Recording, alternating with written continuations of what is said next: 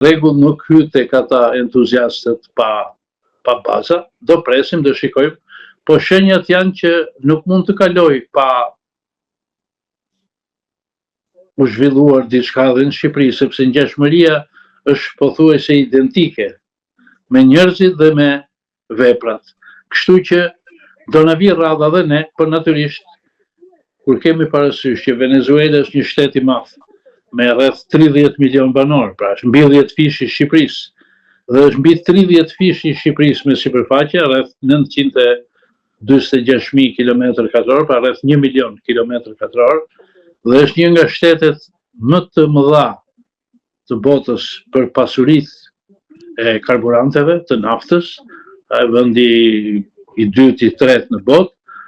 Kuptohet që rëndësia e Venezuelës është shumë përpara Shqipërisë dhe interesat amerikane aq më tepër që i ka aty në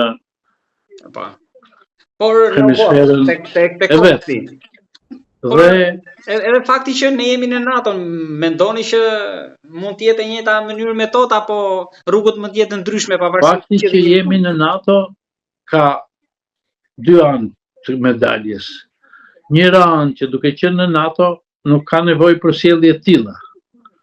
Por nga ana tjetër, kur edhe në një vend të NATO-s ndodhin këto gjëra, Shtetet e Bashkuara të Amerikës patjetër janë të shqetësuar.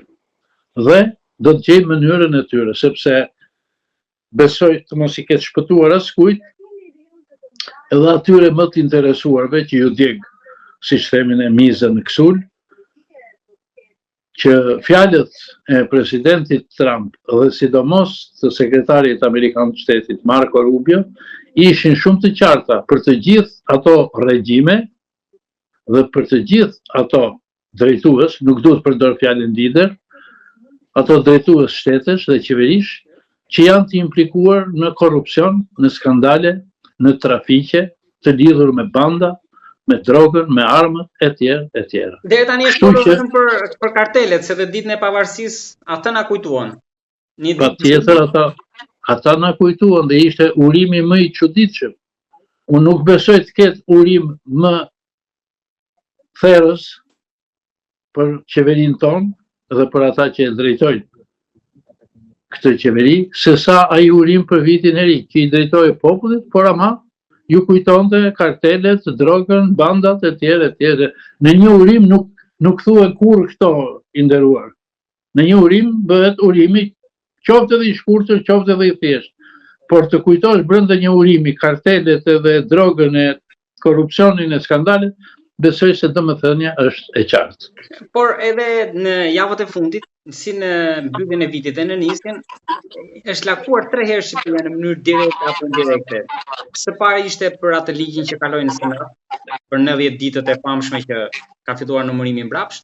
Ishim edhe në rastin e lotarisë amerikane që na pezulli të gjithëve në fakt, të gjitha shtetet, aty ishim dhe ne, por kishim edhe në fillim të vitit, pra dje, një postim nga Trumpi në Truth Social për gjitha shtetet, familjet e gjitha vendeve që ndodhen Shtetet e Bashkuara të Amerikës të përfitojnë ndihmë sociale. Shqipëria ishte gati 41.3%.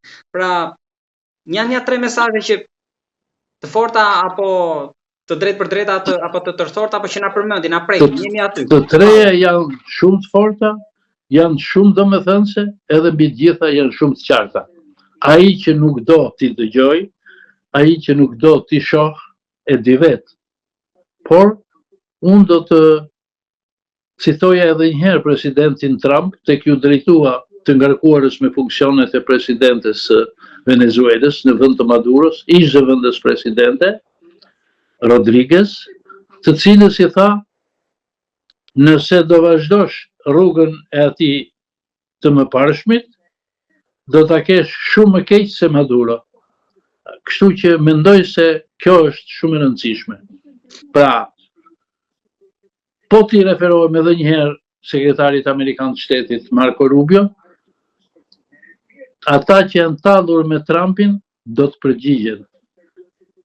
Trumpi është nga ata për shakan e hidhur që bëri kryeministri. Jo, si jemi te shakaja e fundit, janë një 3 pseudo shaka shumë, po i quaj unë pseudo shaka. Nëse të kujtohet në 2016, në prag të fitores së Trumpit, në 3 raste, përfshi edhe me zërin e Amerikës, kryeministri ynë e quajti fatkeqësi botërore zgjedhjen e Trumpit. Edhe 2 herë të tjera s'la gjë pa thënë. Tani